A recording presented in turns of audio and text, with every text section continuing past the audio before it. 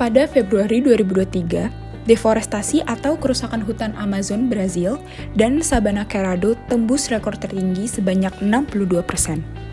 Cerrado sendiri merupakan savana tropis dengan keanekaragaman hayati di selatan Amazon. Daerah tersebut teridentifikasi mengalami kerusakan seluas 558 km persegi per Februari 2023.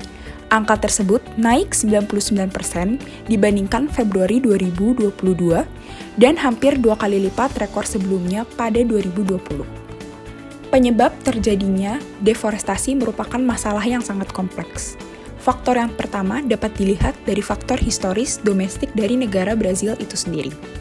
Sejak adanya krisis politik dan ekonomi di Brazil, pada tahun 2019, Presiden Bolsonaro memprioritaskan pertumbuhan ekonomi dan mengabaikan tindakan penegakan hukum untuk mengurangi deforestasi. Hal ini kemudian menyebabkan peningkatan laju deforestasi. Faktor selanjutnya adalah maraknya industri ternak. Peternakan sapi adalah pendorong deforestasi yang signifikan di Amazon Brazil. Ilmuwan dan aktivis mengaitkan penggundulan hutan yang terus berlanjut dengan istilah cattle laundering, yaitu praktik pemindahan ternak dari peternakan ilegal yang kotor ke peternakan legal yang bisa dikatakan bersih untuk mengaburkan dampak lingkungan dan asal ternak. Yang terpenting dari fenomena ini tidaklah bisa lepas dari politik dalam negeri Brazil itu sendiri. Produksi daging sapi telah meningkat hampir 40% di Brazil, menciptakan konstituensi domestik yang kuat dan kelompok kepentingan yang berupaya melindungi peternak dari pengaruh pemerintah. Konsekuensinya, negara bagian Brazil kurang mampu memberlakukan perlindungan lingkungan dan banyak politisi, baik di tingkat negara bagian maupun federal, sebagian karena kepentingan agrobisnis. Perlindungan lingkungan kini menjadi isu yang lebih terpolarisasi dalam politik domestik dibandingkan era sebelumnya. Misalnya, Undang-Undang Privasi Brazil telah membatasi informasi tentang ID hewan, yang berarti pembeli ternak seringkali hanya dapat memperoleh wawasan tentang supply chain atau rantai pasokan satu titik sebelum membeli. Proses penggundulan hutan semakin diperburuk di bawah masa jabatan Presiden Jair Bolsonaro yang menjalin kemitraan kuat dengan peternak sapi. Hal ini mendorong peternakan lebih dalam ke hutan Amazon dan mempercepat perdagangan bilateral dengan China. Kembalinya Lula dalam kursi kepresidenan telah memposisikan dirinya sebagai salah satu aktivis dan juga pelayan dari hutan Amazon itu sendiri. Beliau meluncurkan rencana untuk menghentikan deforestasi ilegal pada tahun 2030.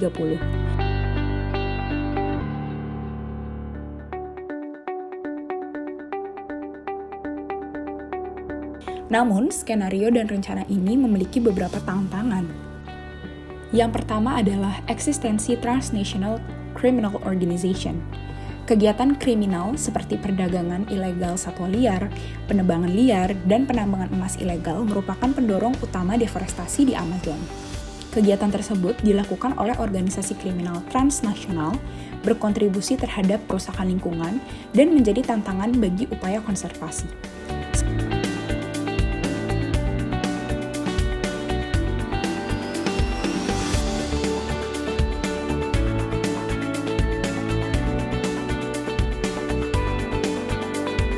Selain itu, kenaikan harga emas khususnya telah berkontribusi pada ledakan pertambangan di Amazon, meninggalkan lanskap bopeng-bopeng yang ditandai dengan lubang besar yang terbuka.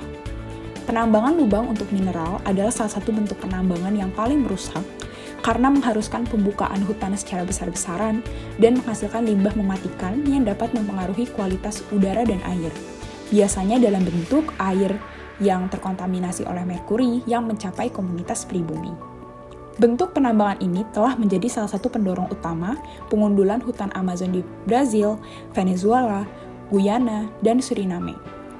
Sumber pendapatan utama bagi kelompok kriminal transnasional seperti Primeiro Comando de Capital yang menakutkan di Brazil atau Comando Vermelho, sebagai salah satu wilayah dengan keanekaragaman hayati paling tinggi di dunia, Amazon juga menjadi target utama perdagangan satwa liar ilegal.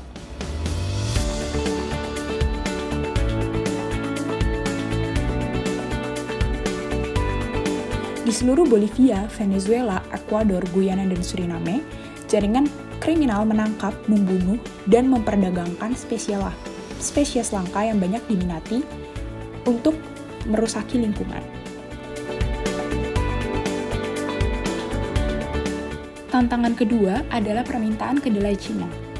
Industri kedelai Brazil memainkan peran utama dalam deforestasi dan emisi karbon. Dengan adanya permintaan kedelai Cina yang tak terpuaskan, menyebabkan perluasan penanaman kedelai di Brazil, khususnya di wilayah Cerrado. Konversi lahan untuk produksi kedelai telah mengakibatkan hilangnya tutupan hijau dan potensi penyerapan karbon yang berdampak pada lingkungan.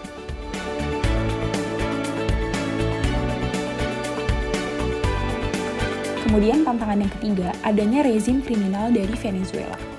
Venezuela meskipun hanya menyumbang 6% dari total wilayah Amazon, memiliki laju deforestasi tercepat di Neotropics.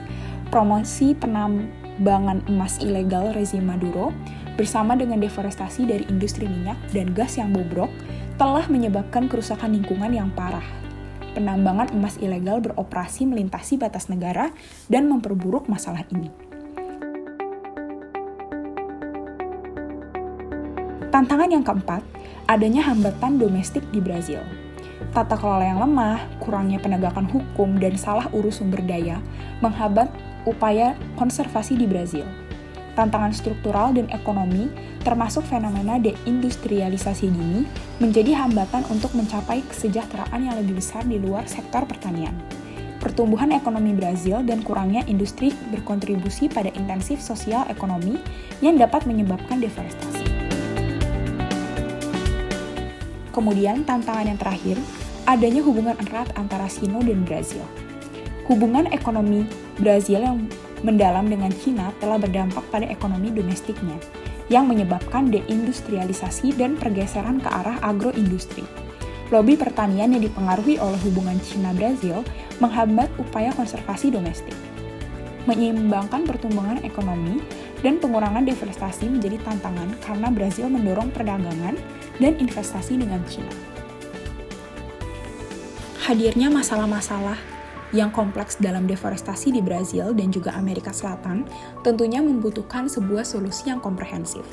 Solusi yang pertama, diperlukannya pendekatan multifaceted atau multi-phase approach untuk mengatasi deforestasi di Amazon Brazil dengan mempertimbangkan berbagai penyebab seperti peternakan sapi, perubahan struktural dalam ekonomi, hubungan Tiongkok-Brazil, aktivitas kriminal, dan lain sebagainya.